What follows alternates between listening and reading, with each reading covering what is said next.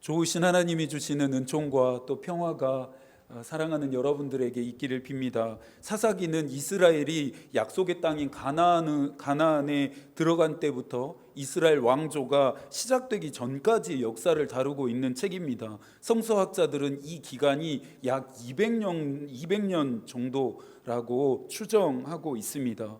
이 기간 동안에 이스라엘에게는 왕이 없었던 것은 당연하고요. 자체적인 국가 운영 시스템도 제대로 구축되어 있지 않았습니다. 주먹구구처럼 이스라엘에 역사적으로 큰 일이 일어날 때마다 하나님이 특별한 은사를 부여하신 사람들이 나타나서 지도력을 발휘하게 되었습니다. 사사라고 불리운 자들이었습니다.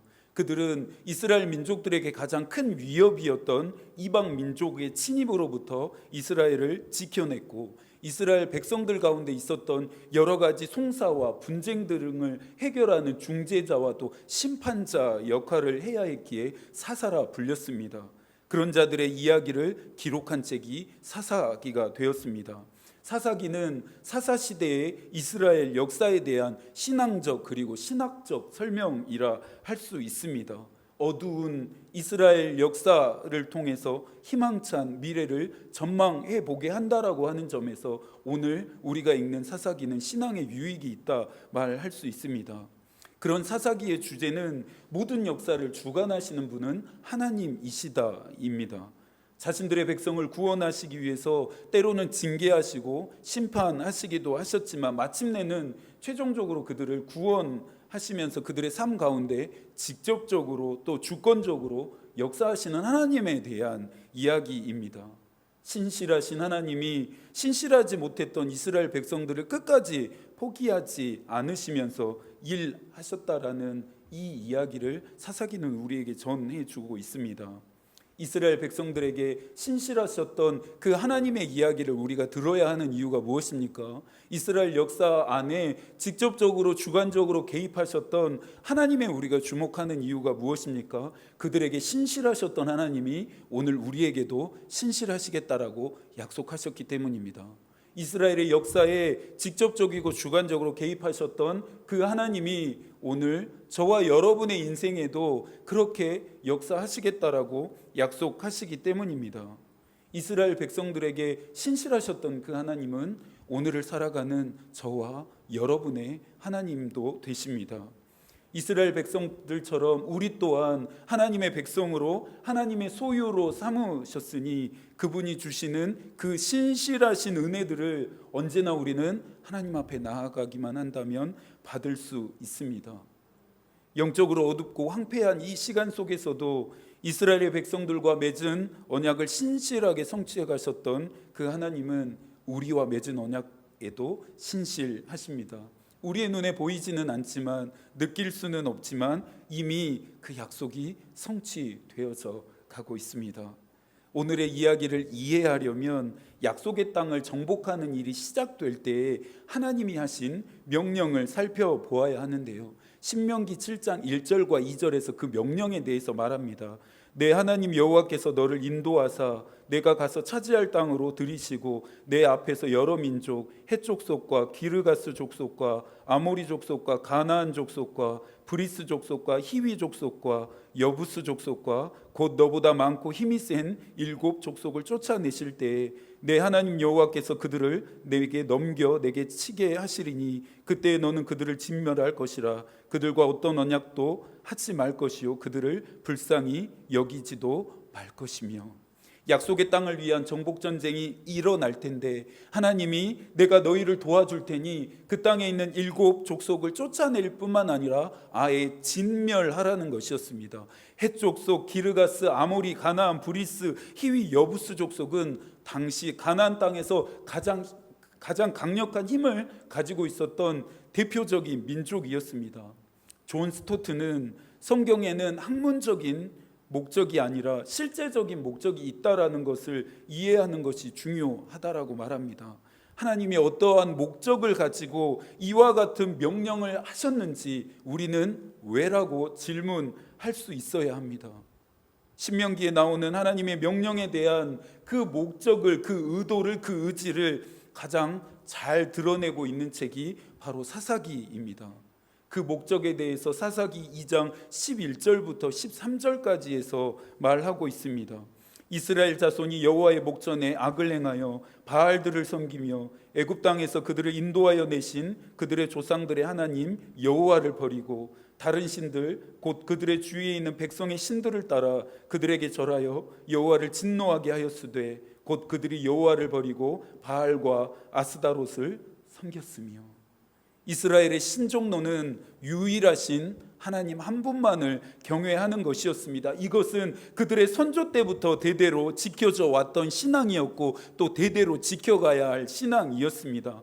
하지만 그들에게 약속하신 이 가나안 지역은 다신교와 종교 혼합주의에 찌들어 있었습니다. 하나님이 이스라엘 백성들의 연약함을 아셨습니다. 그들에게 현혹되어져서 조금 전에 읽었던 그 사사기 2장에 일어났던 이러한 일들이 일어날 것이라는 것을 하나님이 모르지 않으셨습니다. 그러니 가나안의 모든 족속들을 다 쫓아내고 진멸하라 명령하신 것입니다. 이 명령 앞에 하나님 너무하시는 것 아니냐, 자신들이 사랑하는 백성을 위해서 기존에 잘 살고 있었던 사람들을 다 쫓아내고 진멸하라고 명령하실 수가 있느냐, 하나님 그렇게 악한 분이시냐 라고 그렇게 비난할 수도 있습니다. 이 의문에 대한 대답은 토요일 사경의 시간에 좀 더 구체적으로 말씀드리겠습니다. 오늘의 주제와는 조금 거리가 있어서요. 하나님께는 문제가 없습니다. 문제는 우리입니다. 하나님은 변하지 않습니다. 변하는 것은 우리이죠. 하나님은 신실하십니다. 신실하지 않는 우리가 문제입니다. 사사시대가 시작될 수밖에 없었던 이유도 이스라엘 백성이 하나님께 신실하지 않았기 때문입니다. 신실하신 하나님을 잊어버렸기 때문이죠.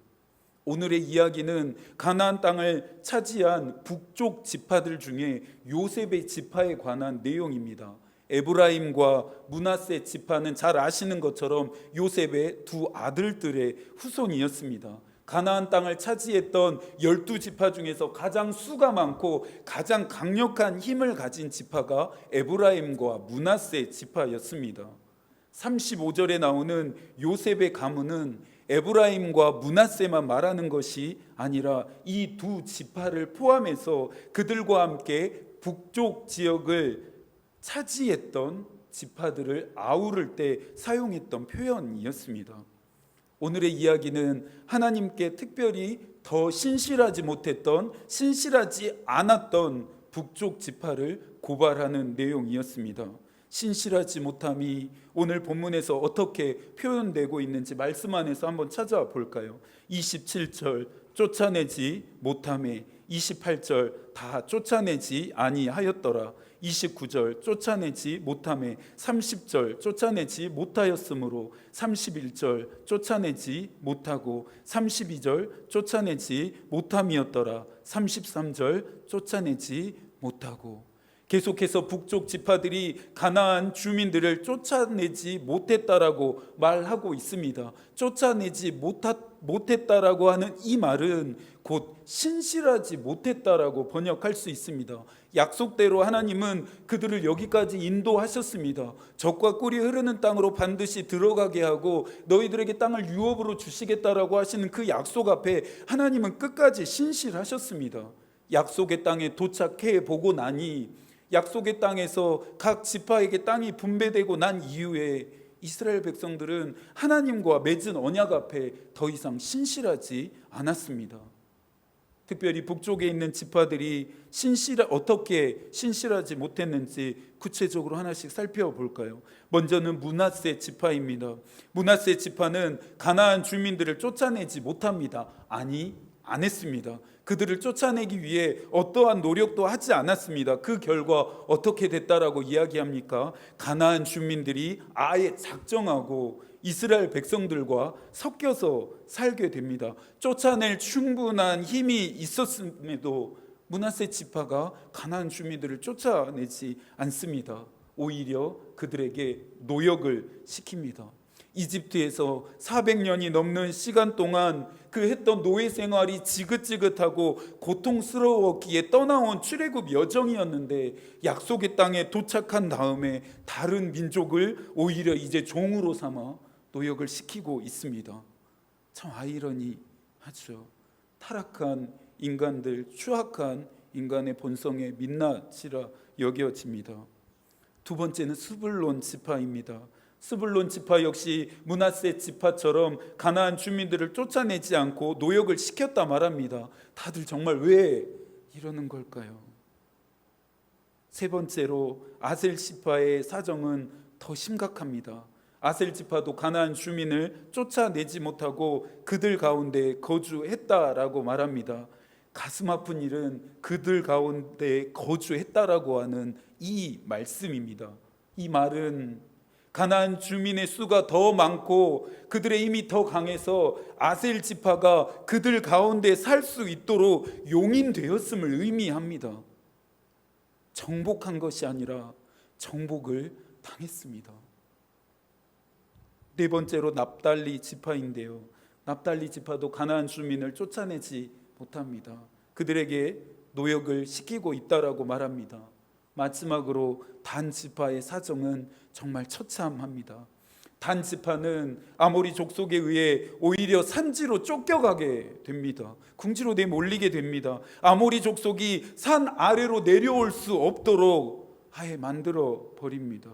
이후에 요셉의 가문의 힘이 강력해지자 그들 또한 이제 노역자 신세로 전락하게 되었습니다. 도대체 하나님의 백성이라고 하는 자들이 뭐하고 있는지 모르겠습니다.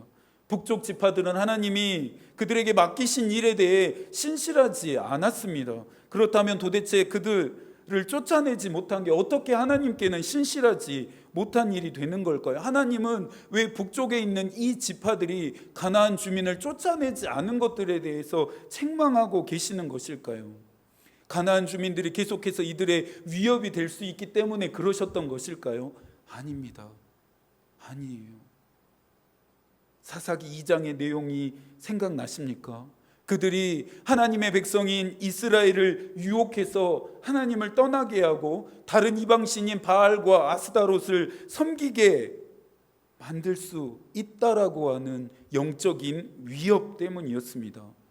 가나안 주민들은 이스라엘 백성들에게 올무와 같은 덫과 같은 위험한 존재가 될 수 있었기 때문에 하나님이 그들을 다 쫓아내라, 다 진멸하라 명령하신 것입니다. 2장 3절을 보면 가나안 주민을 쫓아내지 못했던 그들을 향한 하나님의 섬뜩한 경고가 내려집니다. 그러므로 내가 또 말하기를 내가 그들을 너희 앞에서 쫓아내지 아니하리니 그들이 너희 옆구리에 가시가 될 것이며 그들의 신들이 너희에게 올무가 되리라. 두고 이스라엘 역사에서 이들을 쫓아내지 않는 것 때문에 그들이 이스라엘 백성 옆구리에 가시가 되고 가나안 주민의 신들이 이스라엘 백성들을 멸망하게 하는, 하나님으로부터 돌아서게 하는 올무가 됩니다. 뛰어난 성서 주석가인 매튜 헨리는 그들이 가나안 주민을 쫓아내지 못한 이유를 세 가지로 설명합니다. 첫째는 게으름과 비겁함 때문이다 말합니다. 약속의 땅을 차지하는 일을 위해서 북쪽 지파들이 아무런 대가 지불을 하지 않았습니다. 피 흘리기까지 싸우지 않습니다. 자신들이 극복할 수 없는, 자신들이 할 수 없는 어려운 문제라고 치부하기만 합니다.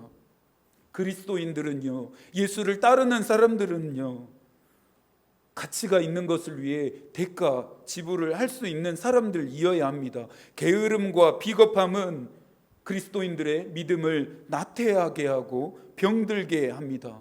편한 거 좋습니다.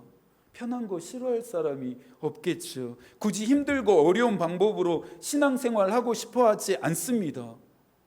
저도 그렇습니다. 여러분이라고 해서 다르지 않으실 거라고 생각합니다. 하지만 게으름과 비겁함은 우리의 믿음을 나태하게 하고 병들게 하면서 뒤로 물러나게 합니다. 저와 여러분 안에 저와 여러분의 신앙생활 안에 이 게으름과 비겁함이 있다라면 모두 다 쫓아내야 합니다. 이번 주에는 제3차 사경회가 진행됩니다. 계속해서 이 시간을 위해 기도해 오고 있습니다. 우리 교우들이 늘 말씀을 듣는 시간마다 성실하게 참석해 주시는 것이 목사로서 너무 고맙습니다. 신앙생활은 취미활동이 아닙니다. 신앙생활은 동호회가 아닙니다. 피 흘려 싸워야 하는 내 영혼의 구원이 달린 문제입니다. 시간이 되면 참석하고 그렇지 않으면 어쩔 수 없다라고 하는 북쪽 지파들처럼 생각하지 않으시길 바랍니다. 하나님의 말씀하심 앞으로 나올 준비들을 하십시오. 하나님의 말씀을 듣는 이 시간들을 빼앗아가는 세상적인 육체적인 모든 일들을 모두 다 쫓아내십시오. 목사님 너무 고지식한 거 아닌가요? 목사님 너무 저희들 물정을 모르시는 거 아닌가요? 목사님 저희가 얼마나 바쁜지 아시나요? 해야 할 일도 얼마나 많은지, 얼마나 시간이 없는지 목사님 모르셔서 하는 소리입니다라고 이야기하실 수도 있을 것 같습니다. 그렇다면 목사님 제가 어떻게 이야기하면 좋을까요? 어떻게 이야기하면 될까요? 주일 예배 드리실 수 있으면 드리십시오. 기도도 하실 수 있는 편한 상황이 되면 그때 기도하십시오. 말씀도 들으러 오실 만한 상황이 되면 그때 와서 들으십시오. 그런 식으로 말하면 될까요? 그렇게 말할까요? 저는 여러분을 푸른 초장과 실만한 물가로 인도하기 위해 목숨을 걸고 대가를 지불해야 하는 사람입니다. 하나님이 여러분의 목자 되게 하신 저에게 물으실 책임이 있기 때문입니다. 하나님이 주시는 사명 앞에, 그리고 여러분의 영혼의 구원을 위해 저는 끝까지 신실해야 하기 때문입니다. 그러니 더 고지식해지고 더 세상 물정 모르는 소리를 할 거고 더 여러분의 상황을 이해하지 못하는 것 같은 이야기로 여러분을 흔들고 싶습니다. 두 번째는 탐욕 때문입니다. 그들이 가나안 주민을 쫓아내지 않고 노역을 시켰던 것은 경제적으로 더 큰 이익이 있음을 알았기 때문입니다. 이제는 신앙뿐만 아니라 삶마저 가나안 주민들에게 동화되었습니다. 40일 광야 생활 동안에 그들을 어떻게 입히시고 먹이셨는지 잊어버렸습니다. 옷이 닳지 않고 신발이 헤어지지 않도록 인도하신 하나님의 신실함을 그들이 잊어버립니다. 하나님이 애굽의 노예 생활로부터 그들을 해방시켜 주셨지만 약속의 땅에 도착한 그들은 스스로 탐욕의 노예가 되어 버립니다. 디모데후서 4장에서 바울은 데마가 세상을 사랑해서 떠나버렸다 말합니다. 토마스 아퀴나스는 너무 많은 부를 갈망하는 마음도 탐욕이라고 경고합니다. 너무 많은 것을 얻고 싶고 너무 많은 것을 누리는 그 마음을 갖는 것조차 탐욕이라는 말입니다. 그러면서 말합니다. 훔치려고 하는 마음이 없다 해도 너무 많은 부를, 또 부를 통해 과도한 쾌락을 얻고자 하는 마음이 양 방향에서 타들어가는 초처럼 불붙듯 할 때 탐욕은 드러난다. 하나님은 출애굽기 20장 17절에서 탐내지 말라 말씀하십니다. 탐욕스러운 마음을 가지지 말라라고 하나님 우리에게 경고하십니다. 목사인 저의 마음 안에도 늘 탐욕스러운 마음이 꿈틀댑니다. 탐욕 앞에 저의 내면도 쉼 없이 무너지고 있습니다. 목사인 저라고 다를 게 없습니다. 예외가 아닙니다. 우리는 어떻게 해야 이 탐욕으로부터 해방될 수 있을까요? 육신의 정욕, 안목의 정욕, 이 이생의 자랑으로부터 우리는 어떻게 해방될 수 있을까요? 하나님을 바라볼 때입니다. 그분 안에서만 만족하고 자족하기를 결단할 때에 우리를 묶고 있었던 탐욕의 쇠사슬이 끊어지게 됩니다. 일회성의 결단이 아니라 단 한 번의 결단이 아니라 매일매일 검질기게 드려야 하는 우리의 기도입니다. 예수께서도 마태복음 5장 3절에서 말씀하십니다. 마음이 가난한 자가 복이 있나니 하나님의 나라가 그들의 것이다. 교육전도사 시절에 다른 사람이 부러워할 만한 회사에 입사한 청년이 있었습니다. 쉽사리 들어갈 수 없는 곳이기에 많은 청년들의 부러움을 샀습니다. 그런데 어느 주일 그 청년이 저를 찾아와서 그 회사에 가지 않기로 했다라고 말했습니다. 제 가슴이 다 철렁했습니다. 왜 가지 않으려고 하는 거냐라고 청년의 이야기를 들으면서 저의 믿음 없음이 얼마나 부끄럽고 창피한지 몰랐습니다. 그 청년이 그 회사 가기를 포기한 것은 주일에도 출근해야 하기 때문에 예배를 드릴 수 없다는 이유였습니다. 그 이유 단 하나였습니다. 하나님께 예배드리기 위해서 그 청년은 세상에서 가질 수 있는 많은 것들을 포기했습니다.